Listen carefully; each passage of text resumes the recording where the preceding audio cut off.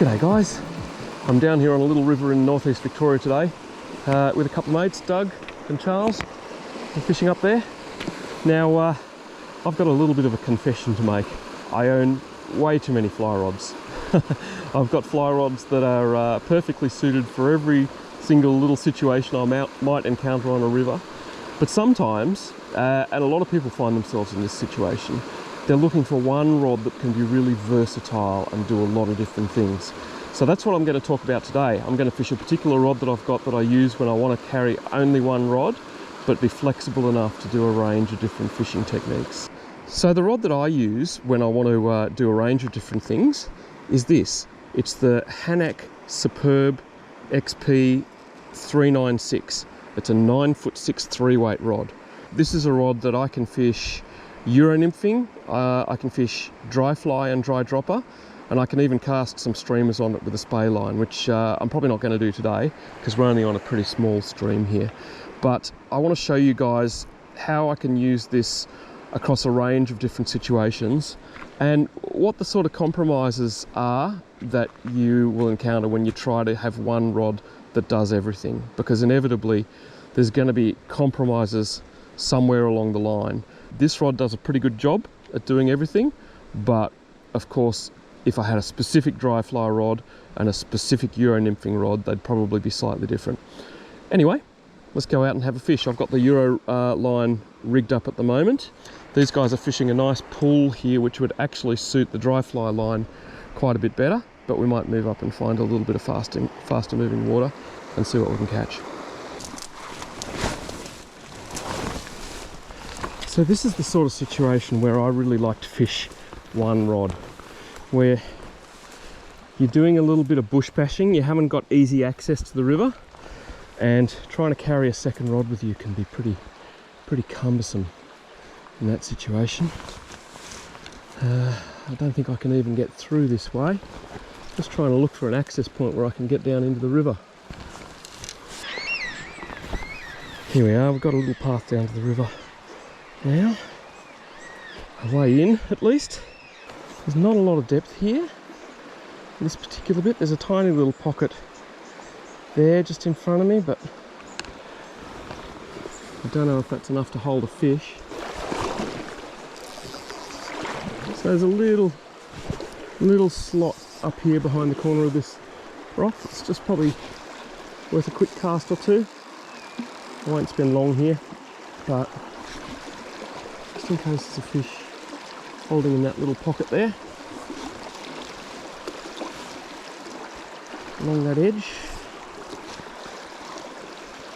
That's the one. Alright, I think I covered that. Just see if there's one that lead in over there. It's hard to get a cast in there accurately without ending up in that tree.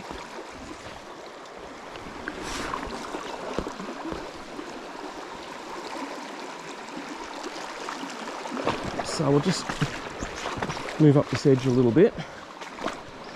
And what I'm going to look for in here is just any slightly deeper slots or troughs. In these smaller streams, the fish tend to congregate around the deeper slots, the deeper water. We'll put a couple through here quickly as we go up.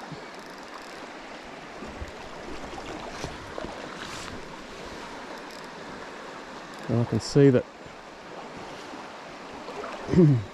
the best water here is going to be the little the end of the main flow here. There'll probably be a little bit of a deeper bucket there that then starts to come up, and we'll want to fish through that.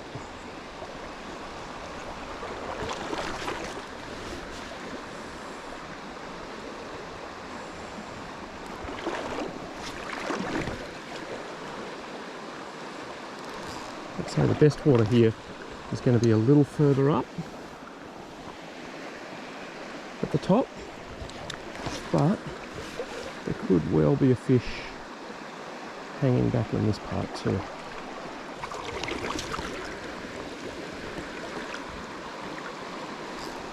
There's one.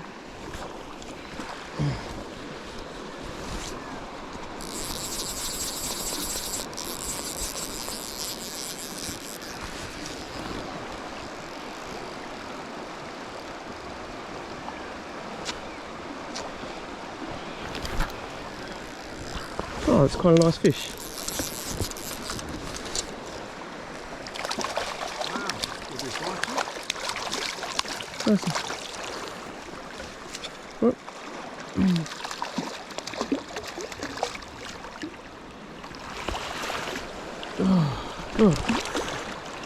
Didn't do a very good job of the netting then. That's a beautiful brown. Piece the camera up. Yep. There he is, guys. Beautiful little brown. I'm not going to keep him out of the water. Just going to get that hook out and get him back in as quickly as I can. Oh. He's just got that hook well in his jaw. There he is. Nice, lovely. Beautiful fish. So he was just sort of sitting, you might see a sort of orange coloured rock in there. He was just in that little pocket ahead of that. Okay. I might push up a little bit further through there. I'll just fold the net away. This is a little McLean folding net. I like to use this in areas where I'm walking through a lot of bush and blackberries and so on. If you've got a full-size net, you're trying to pull it through the bush with you and it's sticking in blackberries and everything. It's it can be really painful. So this little folding net is great for kind of tight creeks like this. I'll just pick through this little current here.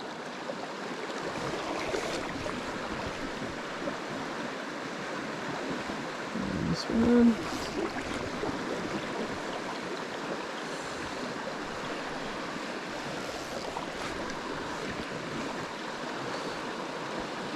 I would expect the prime bit of water here is going to be in the darker, softer edge along there a little further upstream. But we'll keep working through this bit. Let's see if there's any more in here.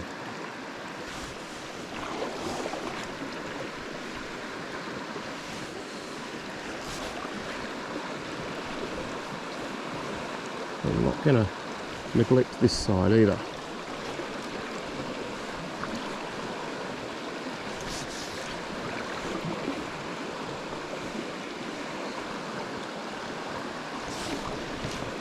So I might come over and fish this side first before I work my way over.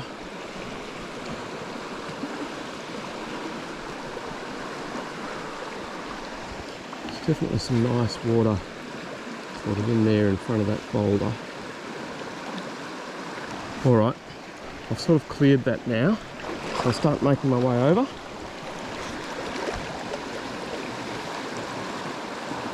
Let's try a little bit on that current over that side before I work over into there.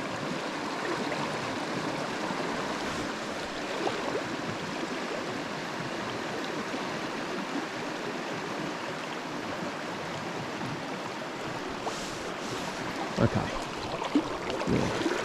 Start going across into that a bit more.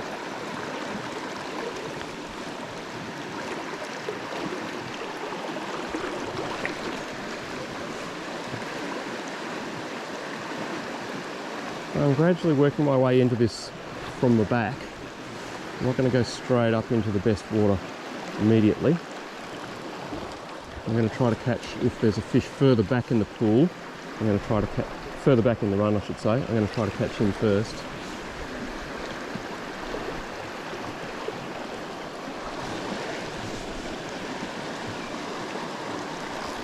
Oh, that was a fish. Yeah.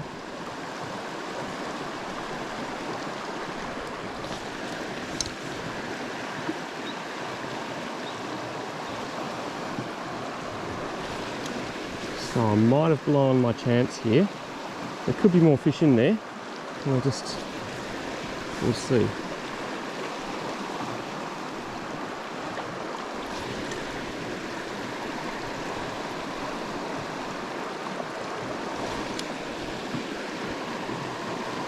trying to keep my cast quite low here because there's an overhanging branch.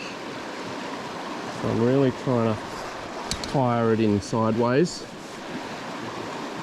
rather than cast over the top, otherwise I'm going to end up in that tree. Oh, that was a fish. Damn! Just pulled the hooks. Had him on for a second.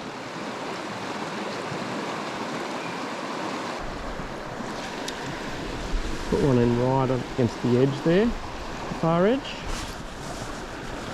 Oh, that's got him again.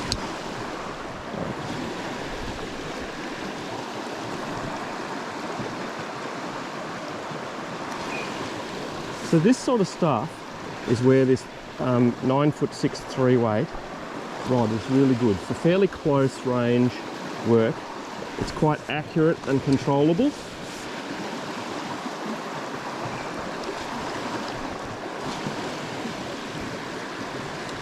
Except when you do what I just did then and put your fly into a tree.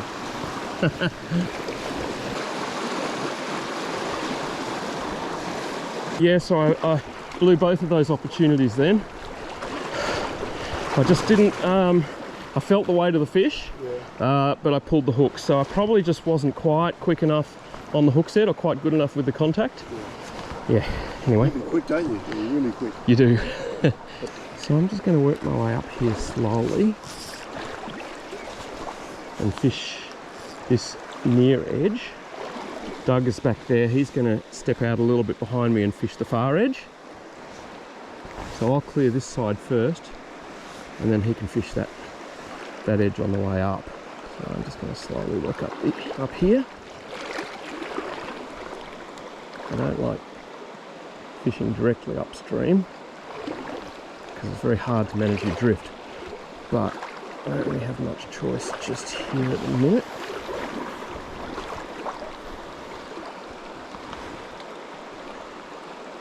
Let's hit this little pocket in here. I'm trying to stay as far over to this edge as I can so that I don't blow that other edge for Doug. I think that's going to be the prime water over that side, but I'm going to try and sneak up this edge and get access to some other water. Can be a bit of a challenge fishing with 2 or more anglers on this sort of water.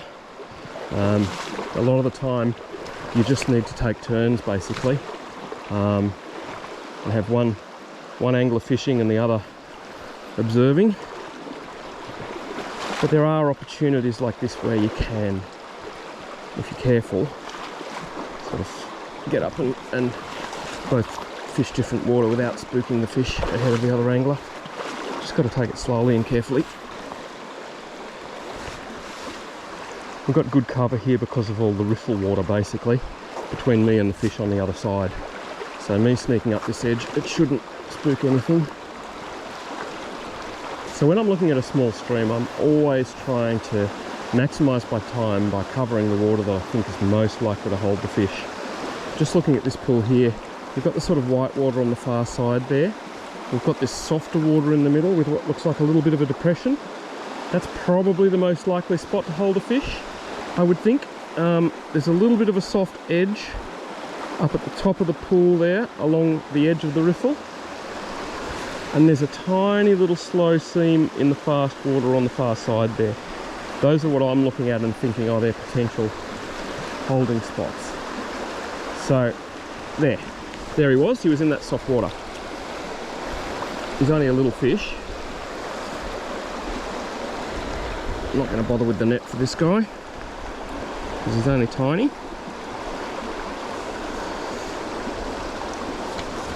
There he is. Little rainbow. Get him back in the water. Yeah, so he was sitting in that soft depression there in the back of it. There could be other fish further up in that. I don't think it's likely to hold a big fish, this, but you never know. It's possible.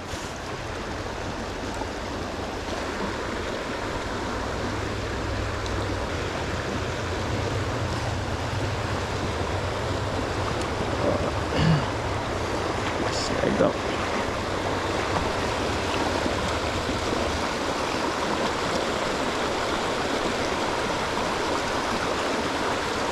Alright, yeah, I might have to walk in to get that one.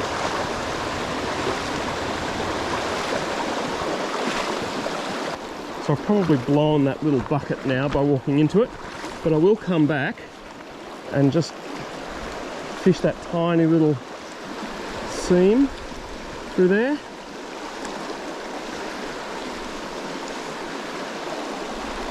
Just in case. It's the sort of place that a little rainbow or something might hang.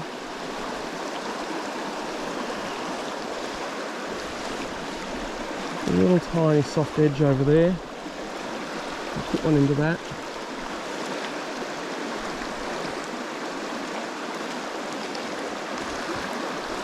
It's not really a prime bit of water, this, but as you just saw, it can still hold fish. I'll work up now and just hit that little soft edge in there.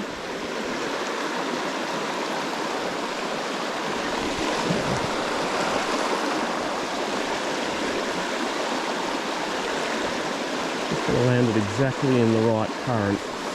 You're in the fast water and it's just going to get ripped out of there very quickly. You've got to land it just right on the edge of it.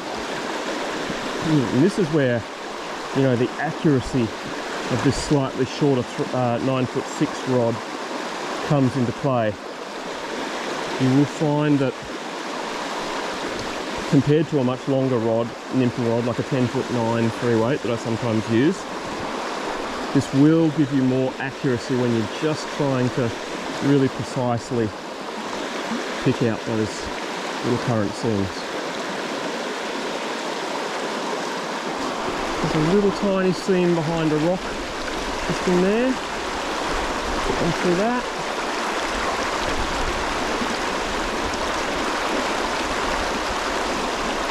And it looks like just up at the top in the corner here, there's a little bit of a deeper slot just through the very top of this run. Might work my way over and just put a few quick drifts through that. Probably a bit fast, most of this stuff, but it's just possible. A rainbow particularly could hang in this sort of stuff. I like the slightly faster water than the browns. Yeah, there's a nice little pocket over there. There he is. Oh! No, it was, actually, I saw it fly out. That was a stick.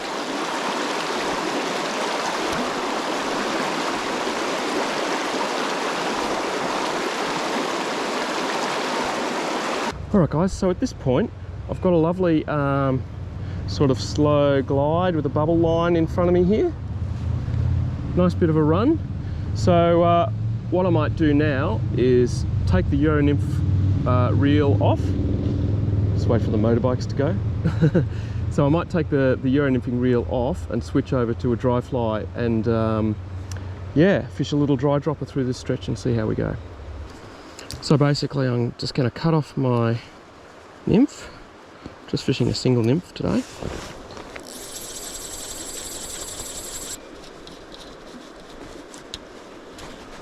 Take my Euro nymphing reel off and put it away, and grab the dry fly reel, pop him on. So I've got a 4-weight dry fly line rigged up on this rod. You could certainly fish a 3-weight on it and fish dry dropper with that. I just find for fishing dry dropper, having the little bit extra weight of a 4-weight just turns it over a little bit easier. But certainly you could fish a 3-weight line on this if you wanted to.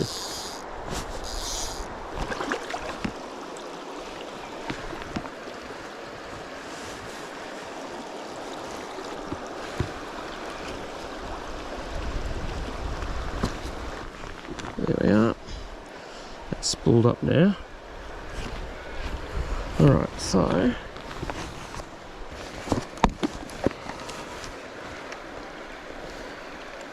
my Euro nymph away. I'll probably fish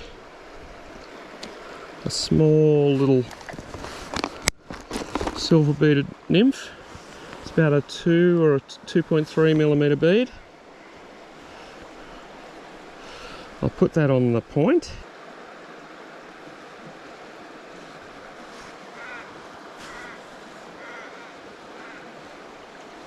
Just tie him on with a davy knot.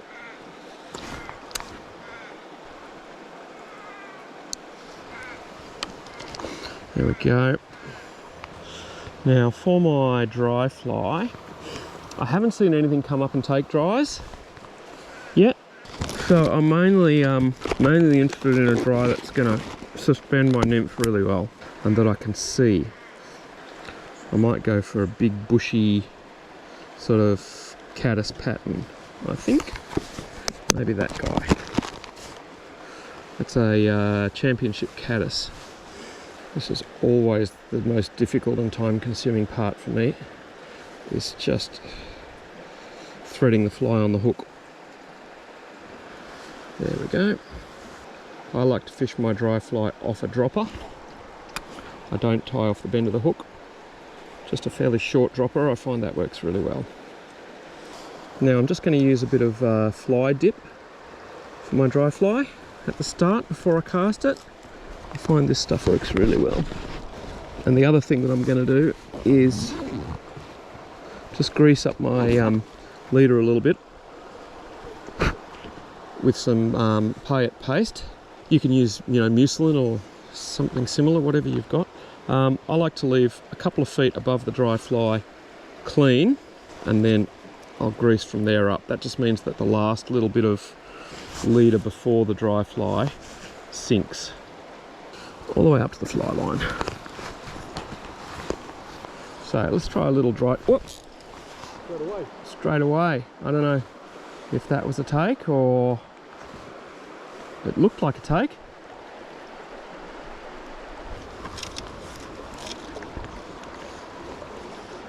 Okay. So I'm just going to work my way up this seam here. It's a nice little pocket behind that rock there. Put one into that water over there.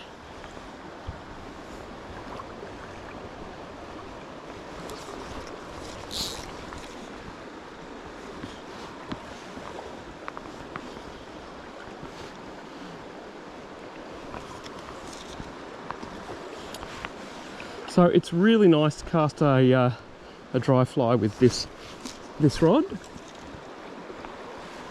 It's nice and controllable. I find with a longer, say a 10-foot or longer rod, you can certainly cast a dry fly with it, but it tends to lack the accuracy and control that you want. Whereas at this length, at 9'6", it still feels very, very controllable and castable and reasonably accurate, which is what you want. Let's try working one down that seam there.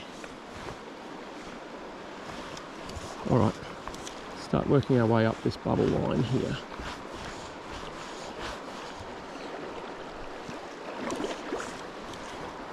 And I'm gonna put some through in that current over on the right there too.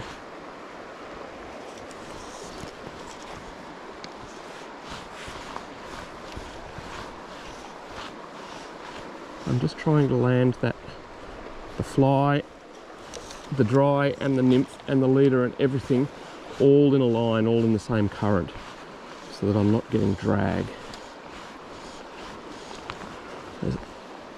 As in all types of fly fishing, drag is the killer.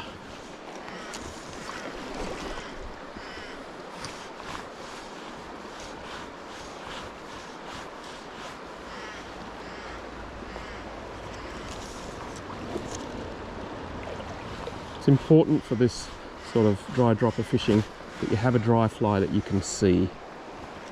It's no use to you. It can be the most beautiful little subtle dry fly in the world, but if you can't see it, then it's no use to you.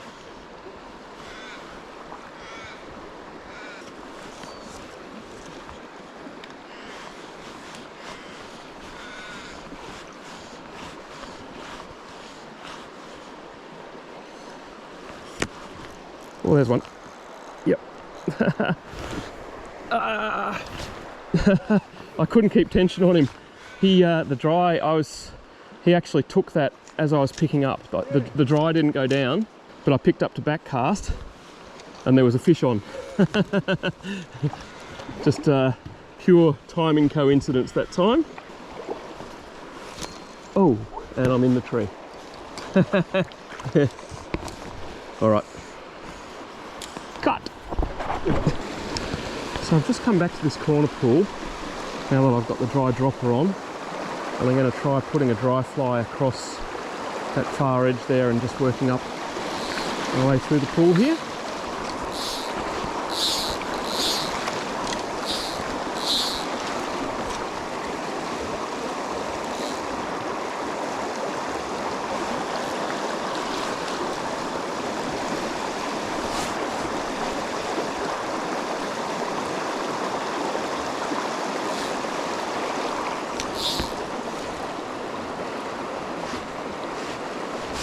Ooh.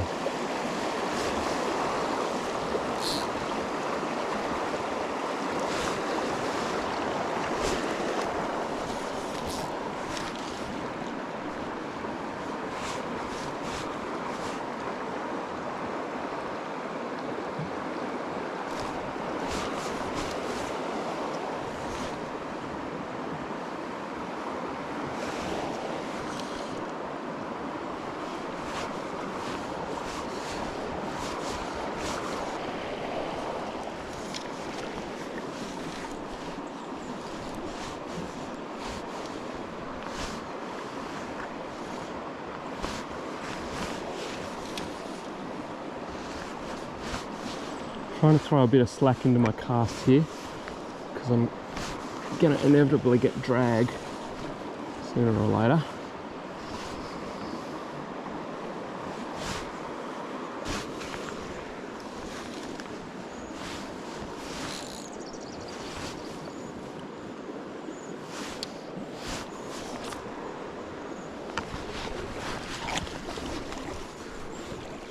Picked up a log or something there.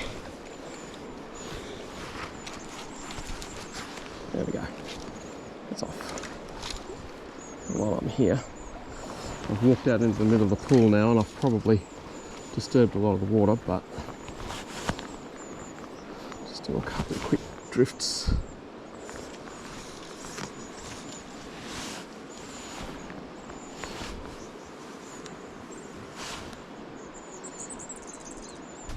Alright, so I'm just going to fish through this here. Some lovely sort of slow water tail out here. Just work our way up through this. Charles has been up through this before me, I think, but hopefully it might have had a little time now to reset.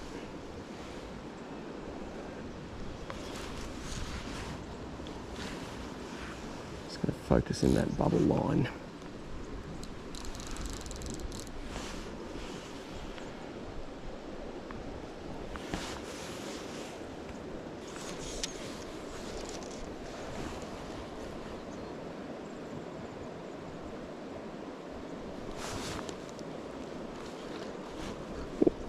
Saw a fish rise up there.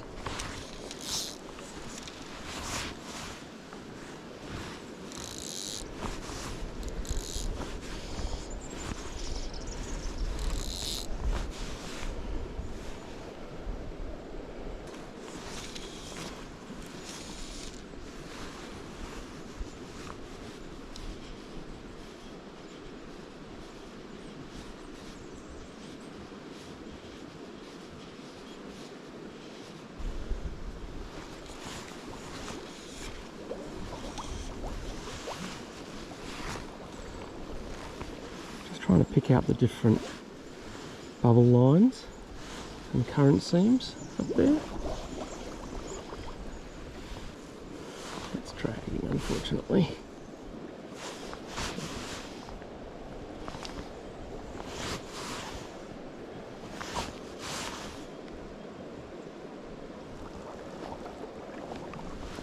Sort of sinking into this mud bank here.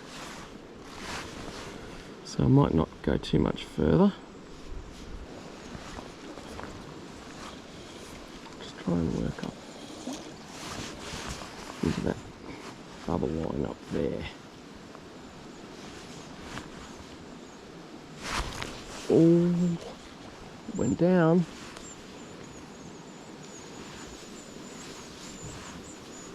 I don't know, but I might have missed a fish then. I don't know how much further I can walk up along this edge because this is all just really soft leaf sort of muck that I'm sinking into, but I'll get a little bit further. Might be able to just get right up into that bubble line up there. That looks nice.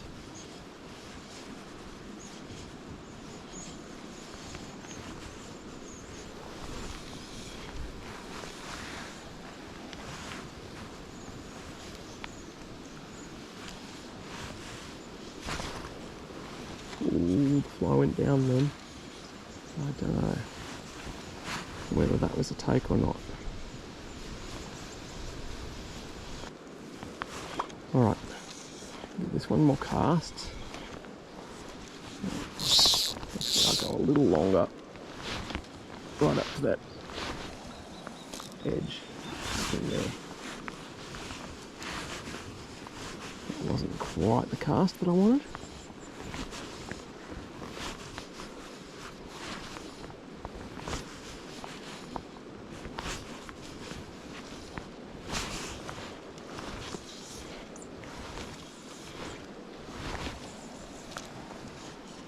That's more like it.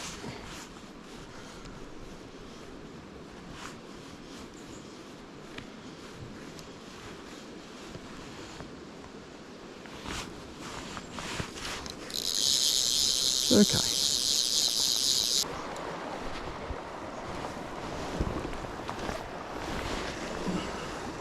Ooh, just saw a fish come up and take something then. There's a little fish just down in there.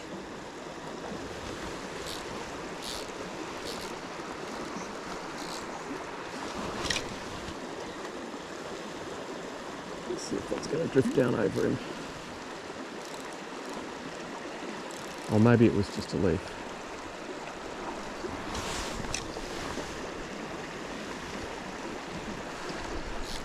There he is. Oh! He came up and took the dry. Yeah. And then I struck and I ended up in the tree.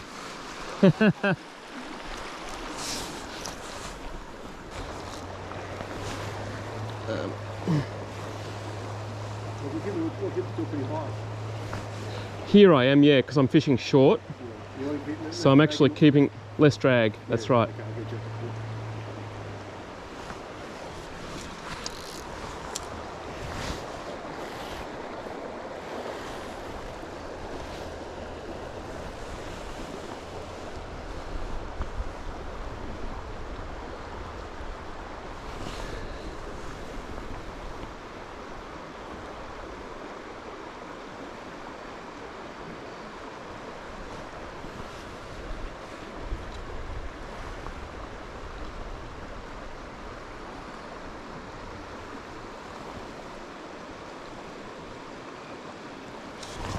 So keeping the fly line off the water, I was able to get a drag-free drift all that way.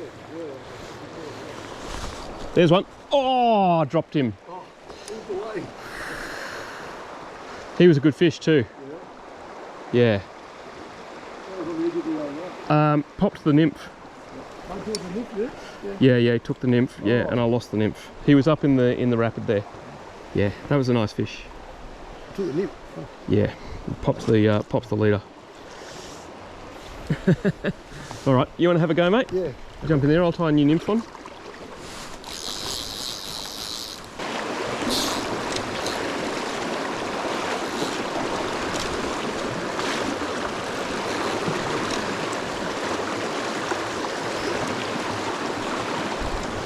There he is.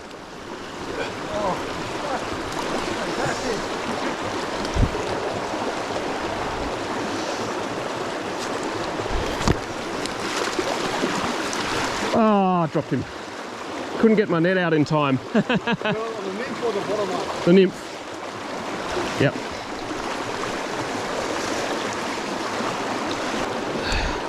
All right, onwards and upwards. So there's a lovely long run here. This is more your classic dry fly, dry dropper water.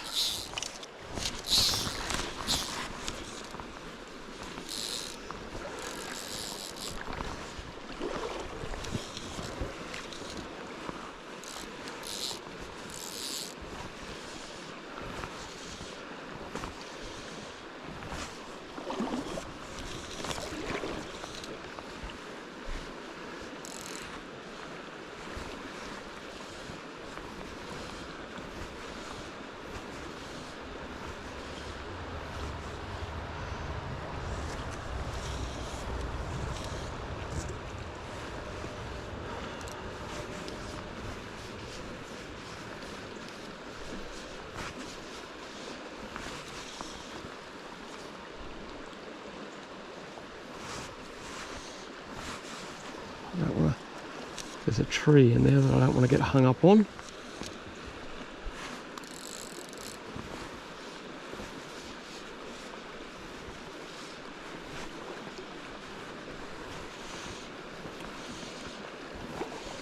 I'm going to slowly work my way up into here.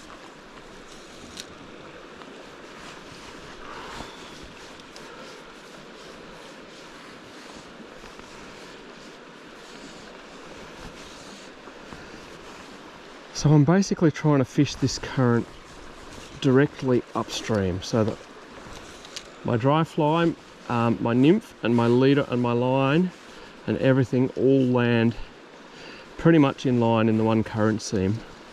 So that's going to give me the best drift in this water. This is a bit different to the last bit that we're fishing because it's much still a pool. So I haven't got the cover. I can't get as close to the fish. So here I'm going to fish at range rather than walk right into the deep part of the pool.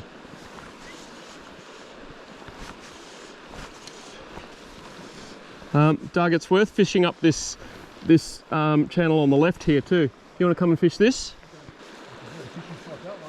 Yeah. Yeah, it looks good, doesn't it? But that channel on the left there is definitely worth fishing as well. Yeah. And the tail out behind, you know, this side of the boulder on the left. Just the sort of the gently flowing water there. There's a bit of a deeper slot through there.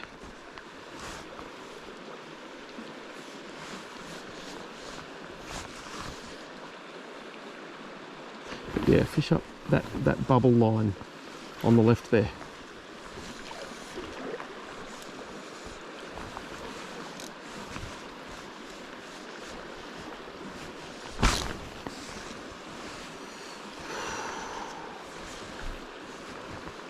Fly went down then. Might have been a nymph catching on that log. Not sure.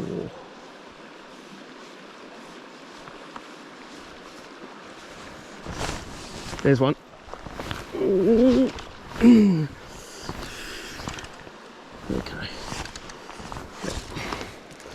There he is.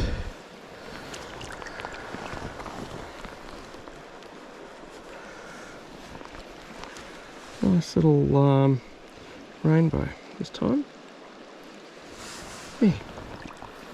Beautiful. Do you have a take?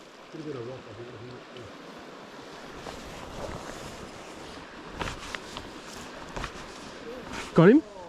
Had one? Yep. I saw you come tight. Yeah. It's great fun fishing. Yeah, it's good, isn't it? I like the visual, I like the visual stuff. Yeah, yeah. Try drop is nice.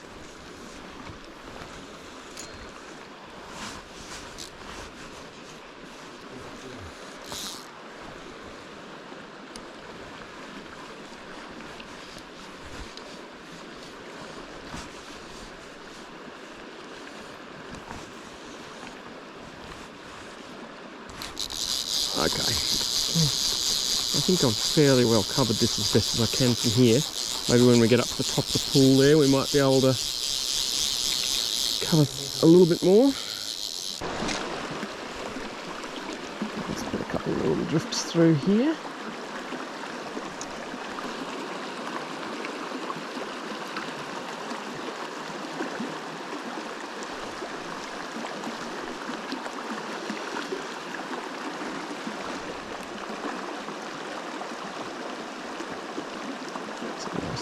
Ooh, I don't think that was a fish. Now that I'm up close, I'm just going to put it. Ooh, gee, that went down fast. That might have been a fish. Yeah, that's a fish. Yeah, that's a good fish. Whoa.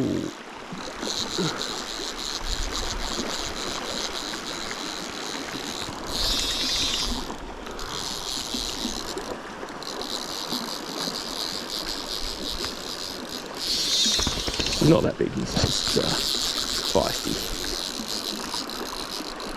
rainbow.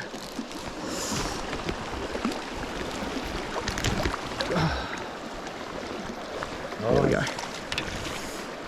There he is. I saw your fly. I saw the guy go down there. Yeah, yeah. He's up. Oh. He's still on. He's a fat little guy, isn't he?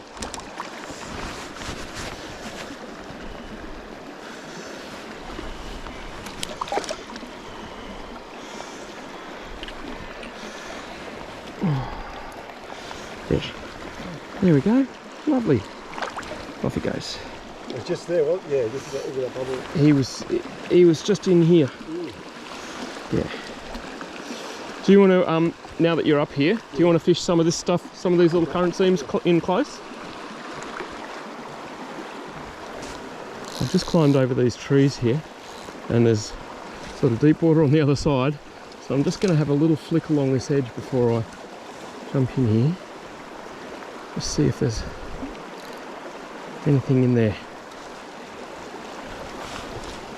Nice little edge over there too.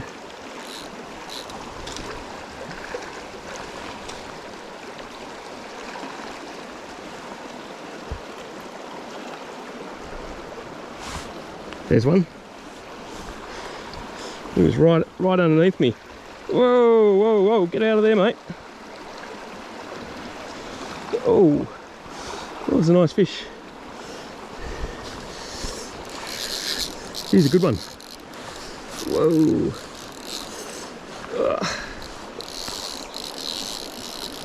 Yeah, it's a nice rainbow. I can't really step down here because I've got deep water right under me. A little bit tricky. Come on, get in there. Get in there. Oh, got him. I've got deep water kind of right under this tree here that I'm sitting on, so I can't step down into the water. Managed to get him back up to where I'm sitting. Alright, there we go, and he's off. Nice.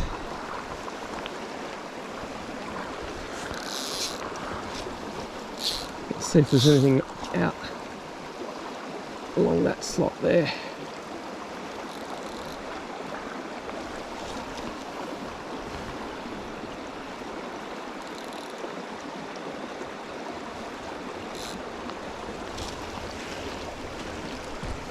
A nice sort of edge along there, looks quite good.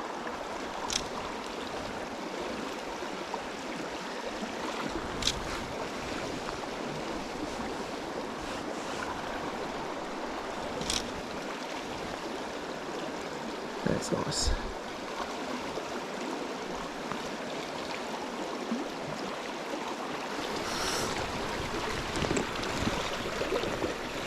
Oh. Okay, see if I can walk up along this tree.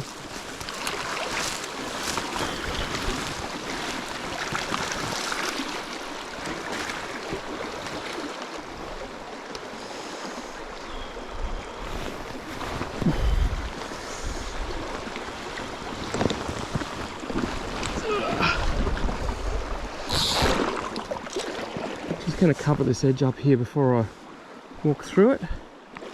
There's a nice bit of sort of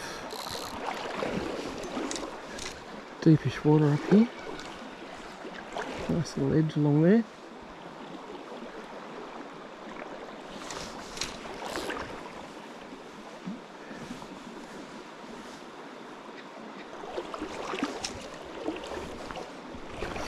I'll need to cross over here.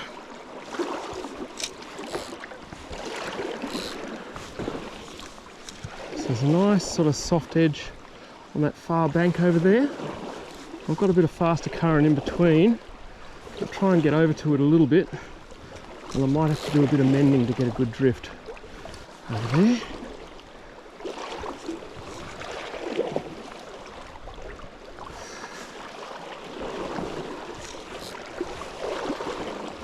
The 9'6" rod is very nice for mending. It gives you plenty of reach. You can pick up a little bit more line than you could with, say, a 9-footer.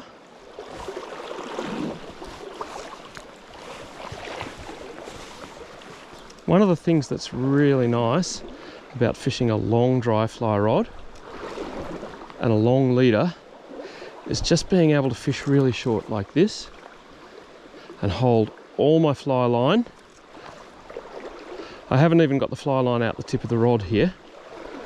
I'm just fishing leader and fly, and that's pretty much like you would fish you know, dry dropper on a Euro rig. Just shoot super short little drifts, and all my leader and everything is off the water, so I'm getting the best possible drift that I can. I'm just covering all this water as I walk up. That is an advantage of having a longer dry fly rod like a 9'6". You know, obviously you can still do this with a 9-foot as well, but just having that extra little bit of length does give you a bit of an advantage for this kind of real close range short drift fishing, which is super effective because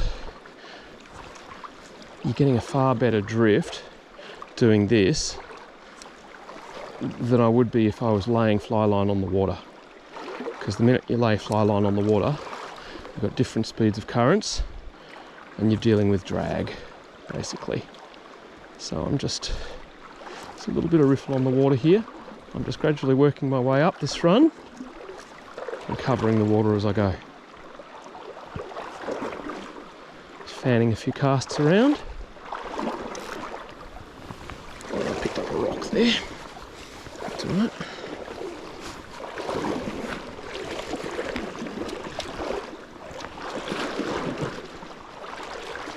There we go, that's out.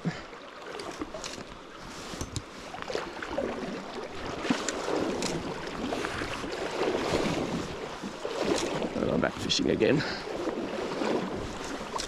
There's a bit of shallower stuff here, so I'm not going to spend too long fishing it, but at least I'm covering the water as I'm moving up. And I'm clearing the water in front of me somewhat.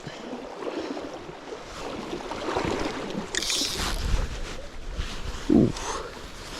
I just picked up into a rock then.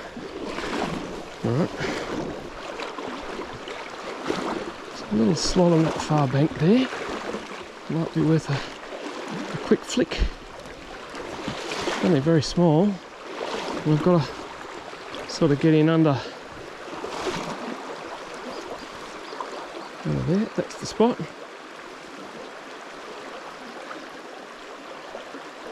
That was the drift and out. We're just sort of working up through a long, shallow riffle here. There's just one or two little pockets there that I'll flick into as we're going up. So Doug and I are at the back of the pool here, just working through this sort of deep slot. There's a boulder kind of mid-pool up there, and it looks like there's a deeper section just in front of us here before we get up into the main part of the run. Often in a pool, if you get that sort of secondary deeper slot that's a bit back from the head of the pool, those can be really good fish holding spots too.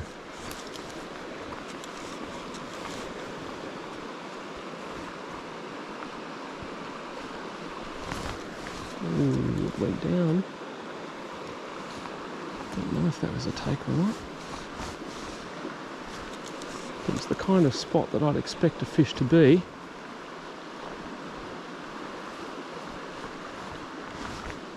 Alright, I think we'll come across and come up the other bank here.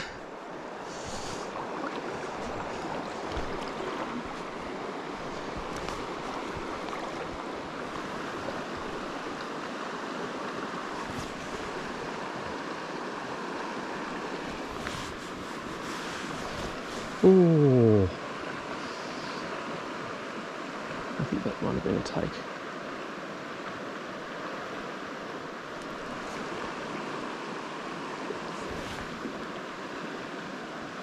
So I'm just using the length of the rod to reach across that current seam and fish that far side over there.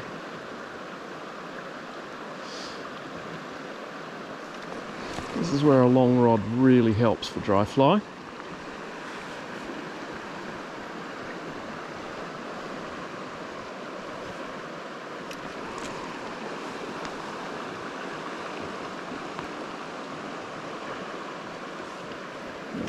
Yeah, I think I missed my chance over there. Pretty sure I had a take there before.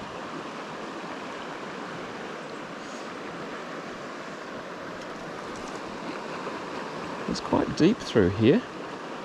This might be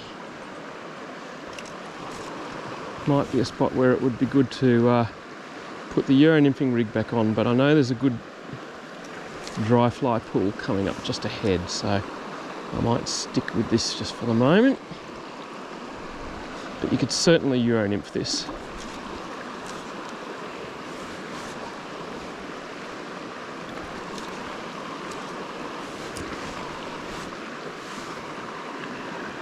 Keep that soft edge on the far side over there if I can.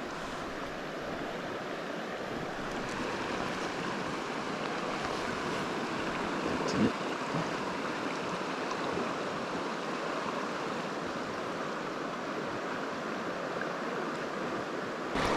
Yeah, I'm a little surprised that we didn't pick up anything through here. A nice pool up there.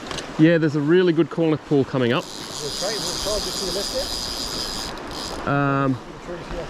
Yeah, I might try in this little, there's another little sort of plunge pool at the top here.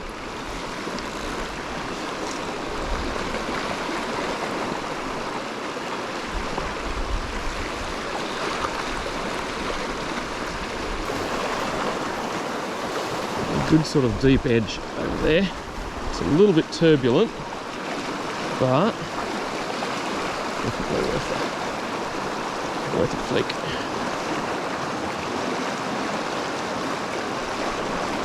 A little pocket just here, tiny little pocket. I'm going to hit quickly.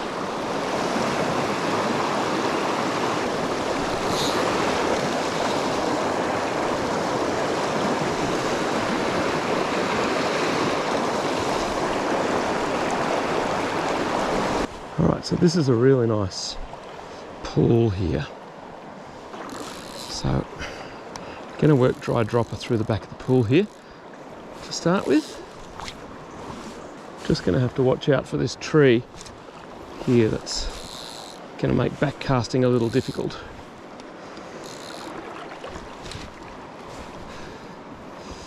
So I really need to be getting out into the flow over that side.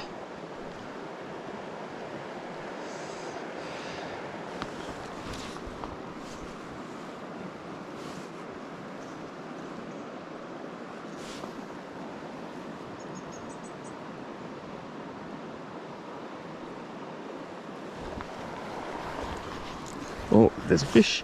I was just picking up to back cast then, and there he was. He was in the slow part of that pool there. A nice rainbow.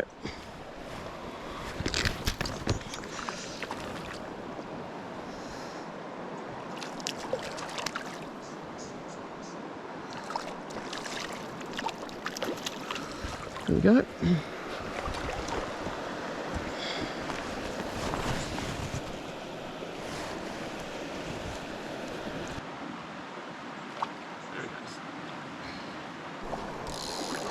So there's a big sort of swirling eddy in the middle here.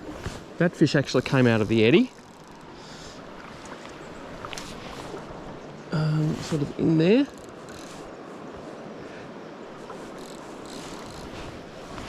Just got to watch my back cast here. I've got a big tree up behind me.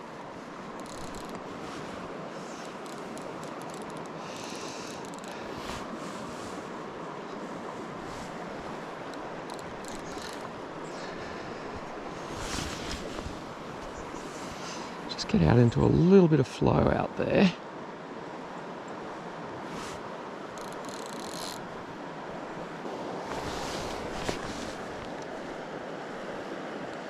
Try that back corner back in there.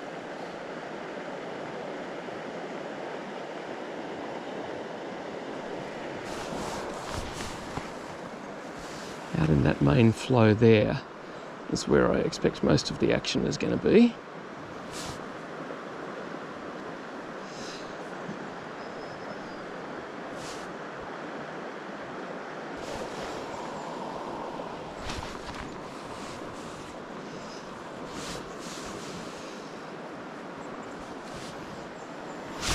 There's a fish. Ooh. Ooh.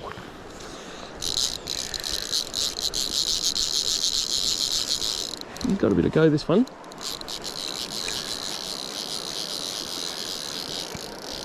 There's another feisty little rainbow, I think.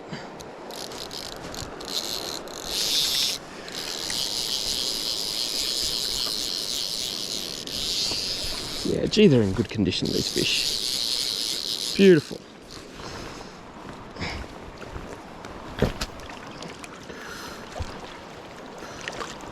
Yeah, that's a lovely little rainbow. Just got it in the corner of his jaw there. There he is. Beautiful.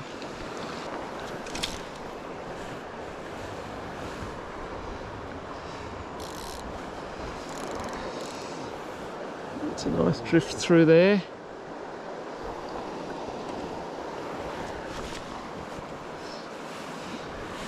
Just got to really watch my back cast here because I've got a big tree up there.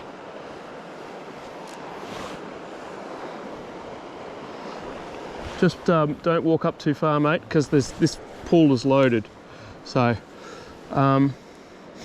if you want to go walk along the edge and fish the inside edge up there at the top where it falls into the pool, I reckon you'll...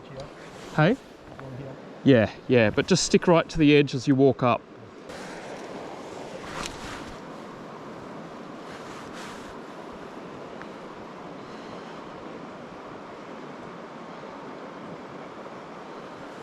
Just roll casting to get over there into that flow. That looks nice in there.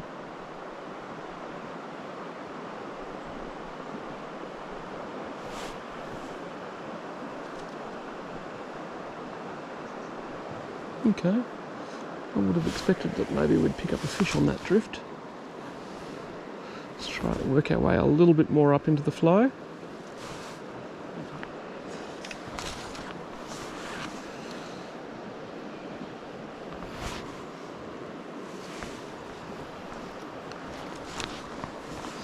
So you see there's two kind of currents there, where you've got the main current coming down and then you've got the back eddy that's going back up.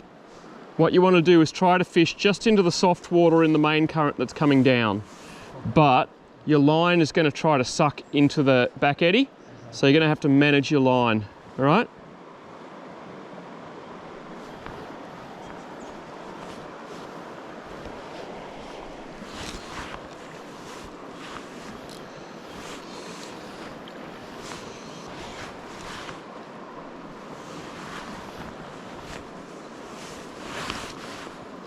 That's a nice drift. Come on, surely that's got to get eaten.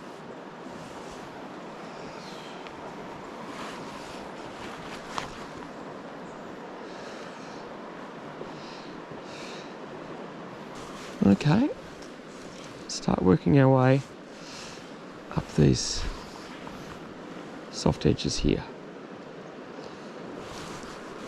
I'm on the bloody tree, wouldn't you know it? Oh. And I snapped my nymph off. I might switch back to the Euro nymphing rig now, and we'll just do a quick little nymph through the top of this run.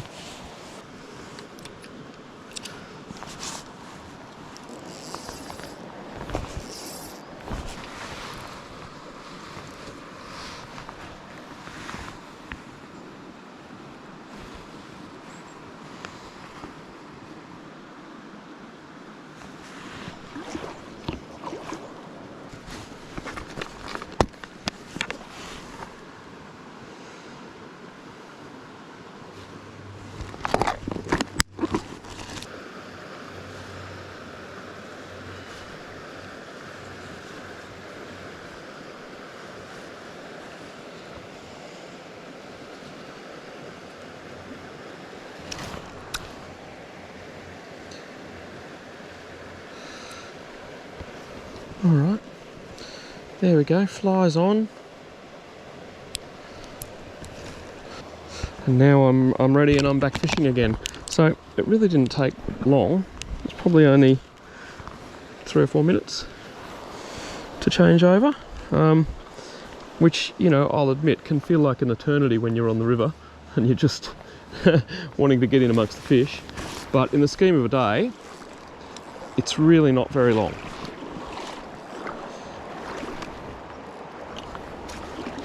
Okay, so I'm going to try and get out here and just nymph through some of this deeper stuff first and then work my way up into the run.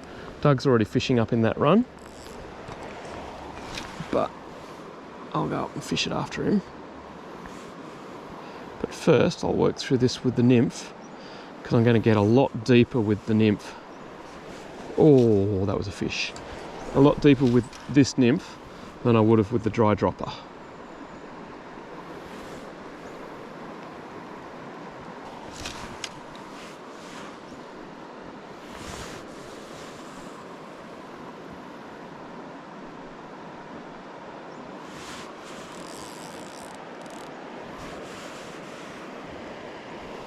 There's a fish. I was just jigging the nymph a little bit then. Just as it came into the sort of into the eddy there. Ooh. This guy's got a bit of go. Another feisty little rainbow.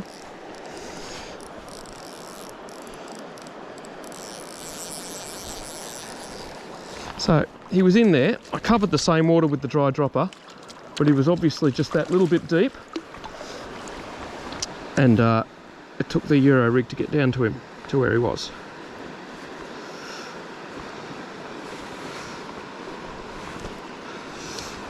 There he goes.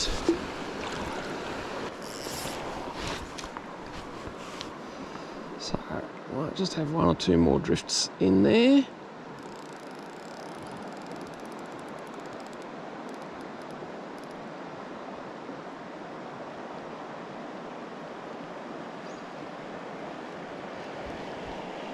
I was basically doing that jigging motion at the end there because the nymph had come back towards me into the eddy. So if I didn't give it some tension and give it a little bit of a retrieve, oh, just missed one. It would have sunk to the bottom and I probably would have got snagged up. So this is probably the area where the 9'6" rod for nymphing, oh, just missed another one, has that little bit of a disadvantage compared to a longer rod, just in terms of reach, where you need to reach across a pool like this and try to get a good drift on the far side. So a longer rod would just do a slightly better job in this situation than the 9'6" does. So that's one of the compromises that you make by having one rod to do both styles of fishing.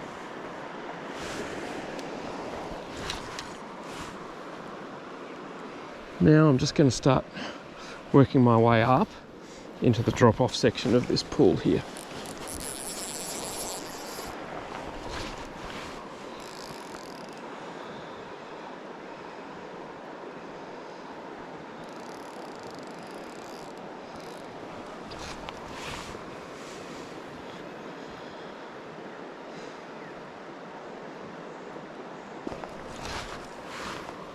Some nice water over that side. It's a little bit tricky to fish here. Again, this is where a longer nymphing rod would have a little bit of an advantage.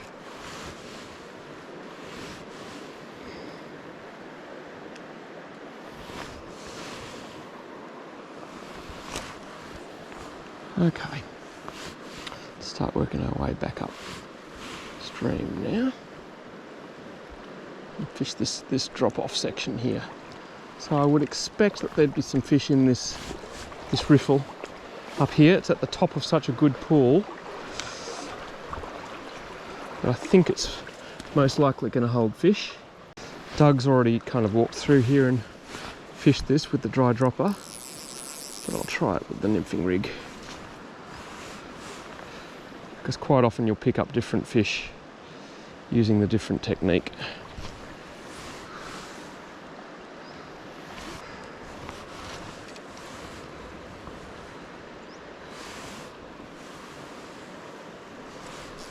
Oh, dropped him. Oh, that felt like a nice fish too.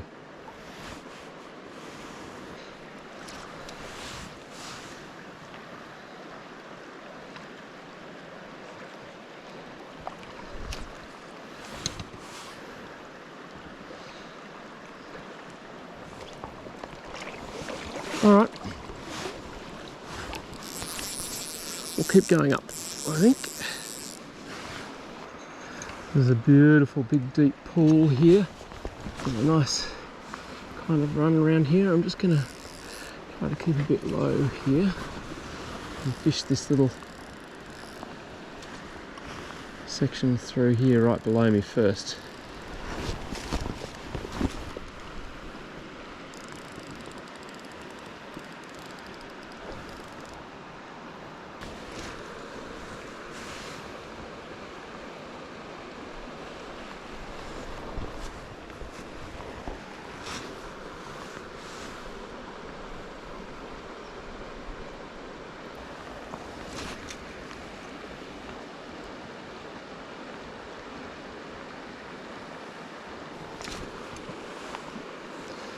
Quite difficult with the light here. I've got the glare straight in my eyes, so I can't see my sighter particularly well. It makes it difficult. Doug's fishing the back of this with the dry fly down there. Lovely bit of water.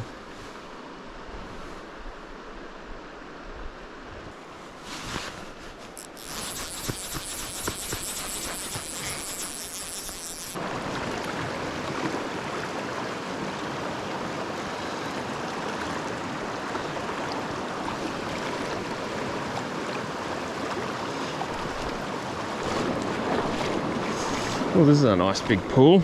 It's a big deep plunge pool here.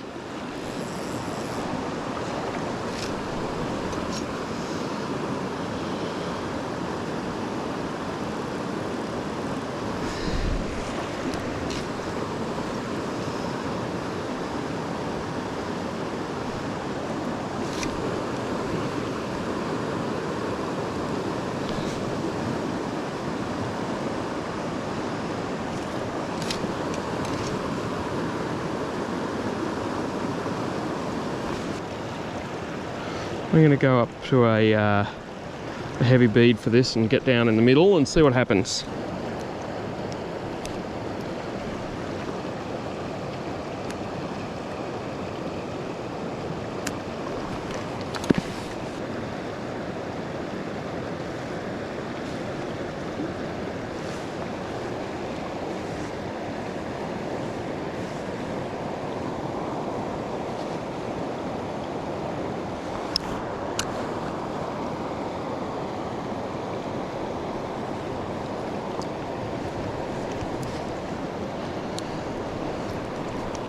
Put on a big 3.8 mil orange tag nymph.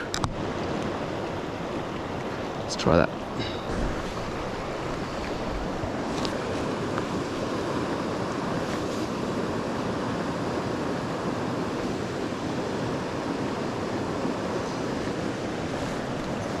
Yeah, there's a fish.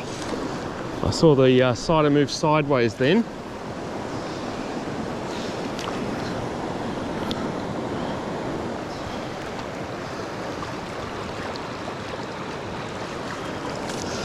All right, so the change of bead size made all the difference then, just to help me get down in the back of the pool there.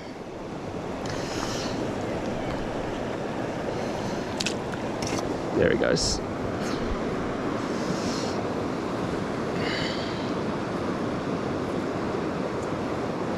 Yep, just going up to that heavier nymph gave me enough weight to get down in the back of the pool there.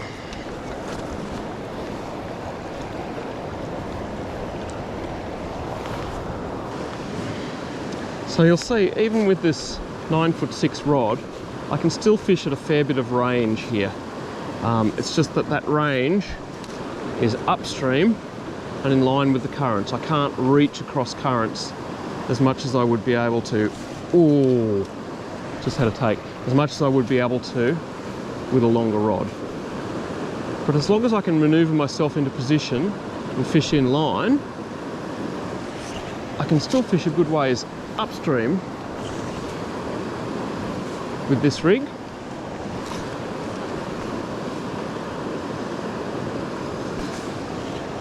So yeah, I suppose if there's any advantage to the 9'6" rod in nymphing, it's that it's got very fast tip recovery. It's got very fast tip recovery, and it's that little bit stiffer, so it's good for setting the hook. You get very good hook sets with it.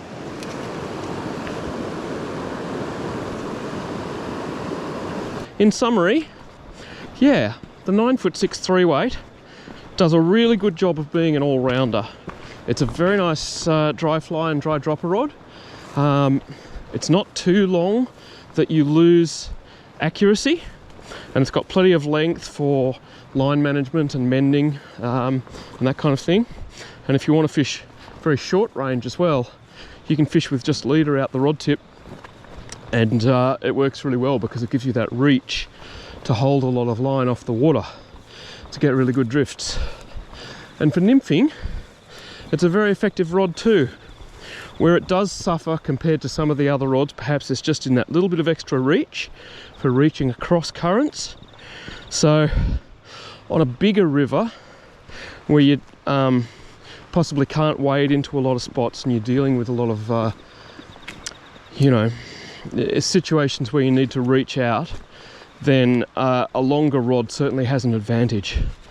But in these smaller streams and in situations where you can wade into position well, the 9'6" works really well as a nymphing rod also. It's got really fast tip recovery. It's very sensitive. You get good hook sets because it's quite stiff. It's stiffer than a say a 10'6" 3-weight. So you get, yeah, it's really good for setting hooks. Yeah, all in all, it's a great all-round rod, and I'm happy using it for either dry fly or nymphing. So I hope you enjoyed that, guys. That's my day fishing with the 9'6" 3-weight Hanak Superb XP. Yeah, I really love this as an all-round fly rod. If I only want to carry one rod and I want to be able to nymph and I want to be able to dry fly as well, then this is usually the one that I take. And, you know, it does a pretty darn good job of both of those things. Of course, if you were to carry two separate rods, I'd probably go for a 9-foot for a pure dry fly rod. And for a nymphing rod, I'd probably go for a 10-foot to a 10'6" or 10'9", something like that. But if you want one rod that does both really, really well, this is a great one to go with. I hope you enjoyed that, guys. Thanks for watching. We'll see you next time. Cheers.